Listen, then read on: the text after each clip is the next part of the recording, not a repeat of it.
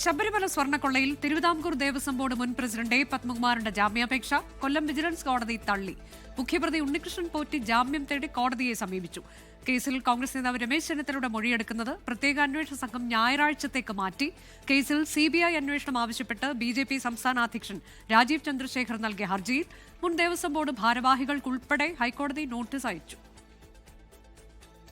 Sabarimala സ്വർണ്ണക്കൊള്ളയിൽ register ചെയ്ത കട്ടിളപ്പാളി കേസിലാണ് ജാമ്യം തേടി തിരുവിതാംകൂർ ദേവസ്വം ബോർഡ് മുൻ president A Padmakumar Kollam vigilance കോടതിയെ സമീപിച്ചത്. ദേവസ്വം ബോർഡിന് കൂട്ടുത്തരവാദിത്തമാണെന്നായിരുന്നു എ പത്മകുമാറിന്റെ വാദം. പത്മകുമാറിന്റെ അറിവോടെയാണ് സ്വർണ്ണക്കൊള്ളയെന്ന് പ്രോസിക്യൂഷൻ അഭിഭാഷകനായ സിനുരാജൻ വാദിച്ചു. പ്രോസിക്യൂഷൻ വാദം പരിഗണിച്ച കോടതി പത്മകുമാറിന്റെ ജാമ്യാപേക്ഷ തള്ളുകയായിരുന്നു. ജാമ്യാപേക്ഷയുമായി മേൽക്കോടതിയെ സമീപിക്കാനാണ് പത്മകുമാറിന്റെ നീക്കം. കേസിൽ ജാമ്യം തേടി ഉണ്ണികൃഷ്ണൻ പോറ്റി കൊല്ലം വിജിലൻസ് കോടതിയെ സമീപിച്ചു. ജാമ്യ ഹർജി 18-ന് പരിഗണിക്കും.